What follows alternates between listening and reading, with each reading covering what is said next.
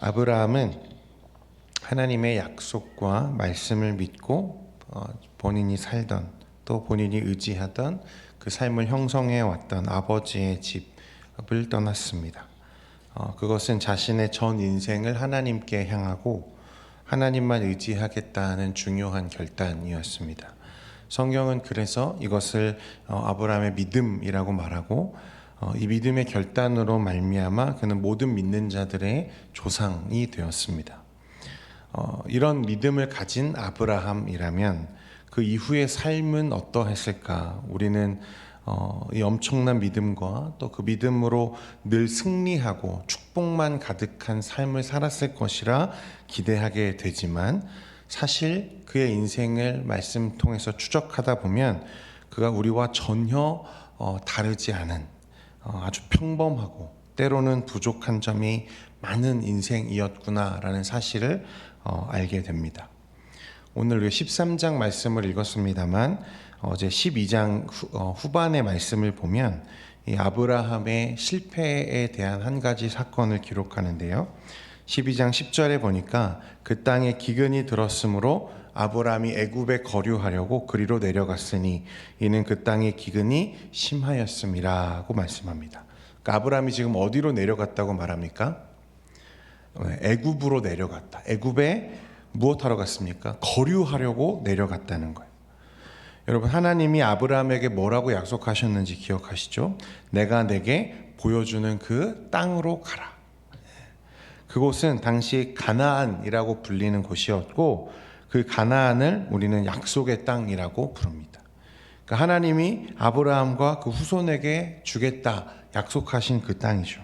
그런데 지금 아브라함의 발걸음이 어디로 향하고 있냐면 애굽으로 향하고 있는 거죠. 약속의 땅을 뒤로 하고 또 버려두고 애굽으로 향합니다. 말씀에 그 이유가 나오는데 그 땅에 기근이 들었기 때문이라고 말하는 거예요.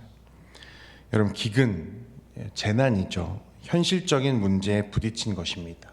아마 그가 이 애굽으로 향한 이유는 그의 생계와 관련된 아주 현실적이고 이성적인 판단을 따라 내려갔을 것입니다. 하지만 그가 현실적으로 또 이성적인 판단을 했을지라도 그 판단은 하나님의 약속에 대한 불신이죠. 자, 그런데 이 아브라함이 부족을 이끌고 애굽으로 내려가는데 한 가지 걸림돌이 더 있었습니다. 뭐냐면 그의 아내가 나이에 비해서 지나치게 아름답다는 것이었습니다. 12절과 13절, 12장 12절 13절 말씀 같이 한번 보겠습니다. 시작.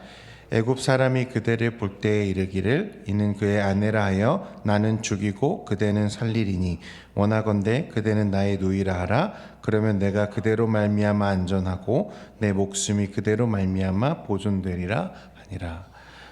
당시는 그런 사회였죠. 나그네가 오면 그 나그네를 죽이거나 약탈하는 것이 쉽게 일어나던 시대였습니다. 그래서 아브라함은 애굽이라는 땅에 내려갈 때 자신의 목숨이 아내의 아름다움으로 인해 위태롭게 될 것을 걱정하죠. 그래서 아브라함은 사라에게 내 아내인 것을 밝히지 말아 달라고 부탁합니다. 자신의 생명을 보존하기 위해서 그 아내를 포기하는 결정을 하죠. 여러분, 세상에 참 많은 못난 사람이 있지만 아브라함도 이렇게 못난 남자였다는 거예요. 실제로 아브라함과 이 사라는 친남매는 아니더라도 누이가 맞긴 합니다. 그래도 이게 참 비굴한 모습 아니겠습니까? 또 그가 우려했던 대로 이 애굽의 바로 왕이 이 사라를 보고 그 아름다움에 반해서 사라를 데려갑니다. 그리고 그와 동침하려고 하죠. 여러분, 이후의 맥락을 고려했을 때 그리고 앞에서 하나님께서 아브라함과 맺은 그 언약, 특히 후손에 대한 약속을 고려했을 때 이 애굽의 왕 바로가 사라와 동침한다는 것은 무엇을 의미합니까? 하나님의 약속이 아브라함과 맺은 그 약속이 깨어질 수 있는 것을 의미하는 거죠. 아브라함의 선택은 불신과 의심에서 비롯되었고 하나님의 약속을 위태롭게 만드는 참으로 어리석은 선택이었습니다. 그런데 그때 하나님이 어떻게 하시죠? 개입하세요. 그의 인생에 다시 개입하십니다. 17절에 보니까 여호와께서 아브라함의 아내 사레의 일로 바로와 그 집에 큰 재앙을 내리신지라 했습니다. 하나님은 직접 아브라함의 삶에 개입하셨습니다. 그리고 아브라함을 그곳에서 하나님의 언약과 약속에서 끊어질 상황에서 그를 건져내십니다. 여러분, 이 사건을 통해서 하나님의 개입하심과 그 강권적인 은혜 속에서 아브라함은 한 가지 큰 교훈을 얻게 되는데, 그게 무엇이냐면 현실적인 문제와 그 두려움을 피하기 위해서 성급한 선택을 하는 것보다 하나님의 약속을 믿고 버티는 것이 더 현실적이구나 라고 하는 것을 그가 알게 됩니다. 그러니까 내가 처한 이 현실의 문제보다 내가 믿는 하나님이 더 크고 강하시구나 라는 사실을 아브라함이 알게 되는 거죠. 여러분, 현실에 대한 두려움이 생기면 그에 비례해서 우리는 하나님을 의심하게 될 때가 많이 있습니다. 정말 하나님의 약속이 이루어질까? 의심하는 순간 조바심이 나고 성급해지기 시작합니다. 왜냐하면 현실의 문제가 하나님과 그 약속보다 더 크고 더 중요하고 더 강해 보이기 때문에 그렇습니다.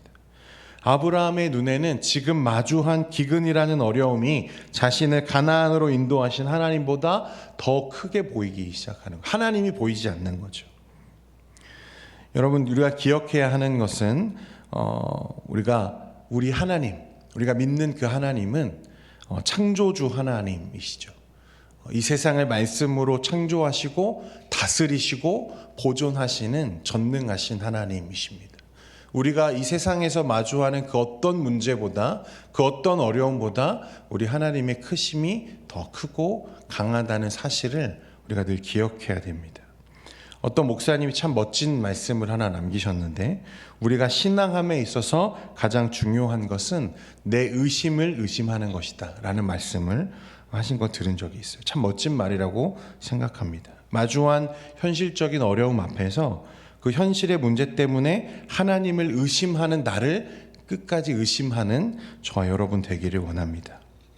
여러분, 우리가 하나님을 신앙하며 살아가는 이 삶에서 믿음이 의심을 이기고 이처럼 약속이 현실의 문제를 뛰어넘는 경험들을 해가는 것, 그것을 은혜라고 저는 생각하는데, 아브라함은 이제 그 은혜들, 그런 삶의 경험들이 축적되면서 약속을 의심하지 않고 오히려 자신의 현실을 의심하는 믿음의 사람으로 세워져 가기 시작합니다.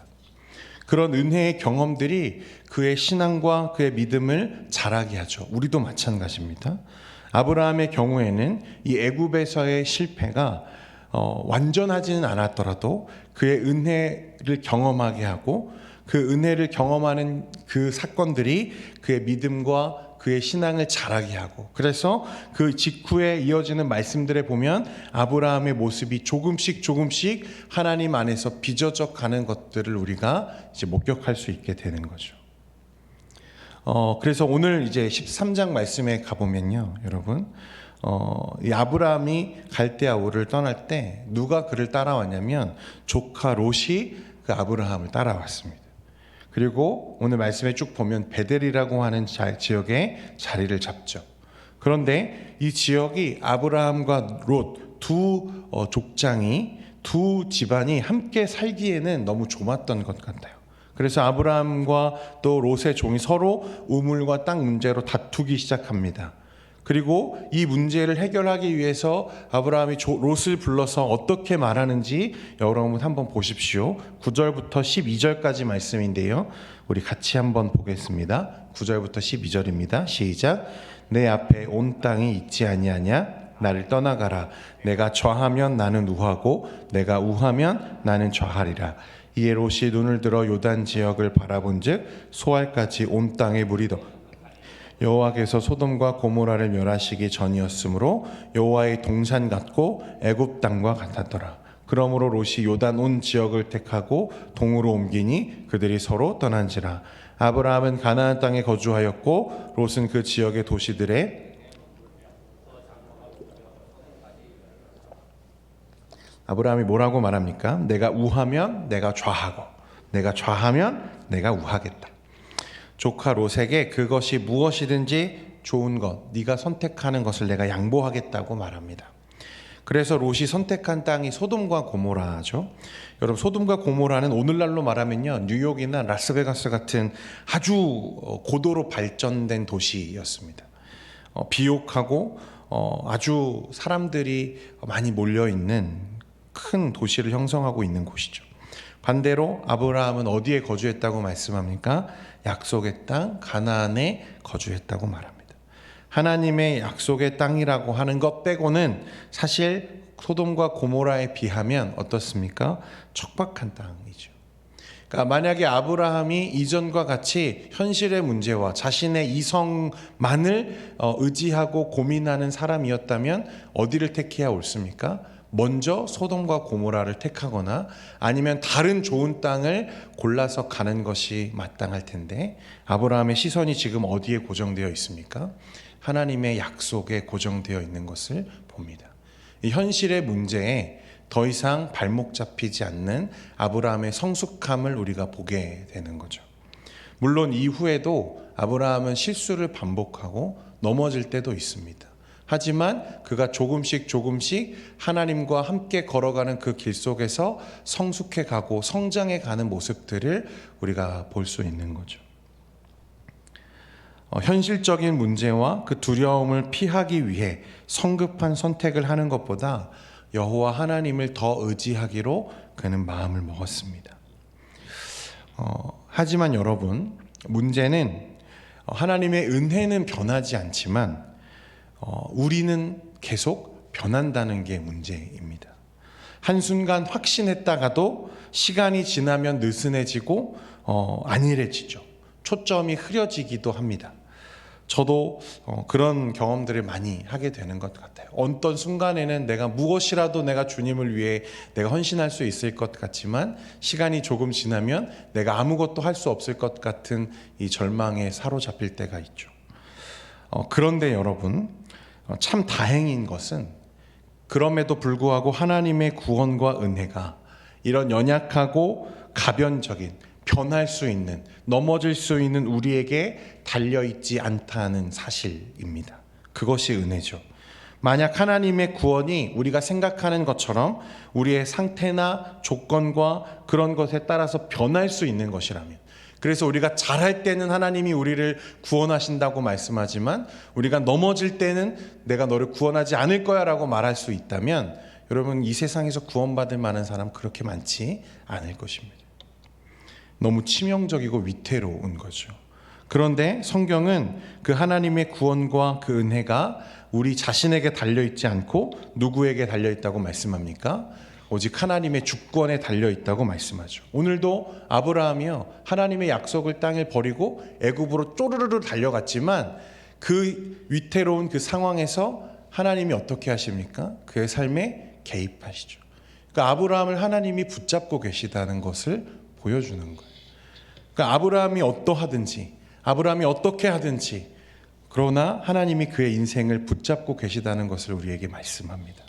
로마서 8장 30절에 보면 또 미리 정하신 그들을 또한 부르시고 부르신 그들을 또한 의롭다 하시고 의롭다 하신 그들을 또한 영화롭게 하셨느니라. 사도 바울은 하나님이 우리를 부르셨고 그 부름에 믿음으로 반응한 자들을 의롭다 여기시고 또한 의롭다 여기신 그들을 영화롭게 하셨다고 하죠.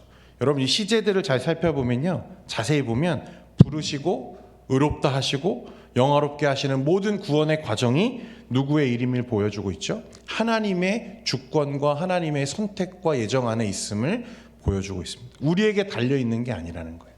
이것이 우리가 말하는 견인의 은혜죠.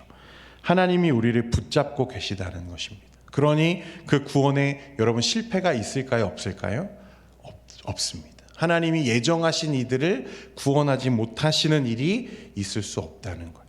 우리는 계속 변하고 의심하고 실패하고 넘어지지만 하나님이 우리를 붙잡고 계시기에 그 은혜에서 우리가 안전하다는 것입니다. 오늘 아브라함이 애굽으로 넘어가서 실패하고 넘어지지만 그의 인생을 하나님께서 붙잡고 계시는 것처럼 오늘 우리의 모든 삶 가운데에서도 하나님은 우리를 동일하게 붙잡고 계심을 여러분 믿으시기를 바랍니다. 그래서 아브라함의 믿음과 그 이후의 삶은요, 하나님과 함께 걸어가는 우리의 신앙을 잘 보여줍니다. 이 믿음으로 강을 건넜고 그 믿음으로 하나님의 백성이 된 처음 사람, 이 아브라함이 되었지만 그는 의심으로 하나님의 약속을 위태롭게 만들기도 하죠. 그러나 그 모든 순간에 아브라함을 붙잡고 계시는 분은 여호와 하나님이셨습니다. 우리가 의심이 많고 얼마나 넘어질 때가 많습니까? 그러나 여러분,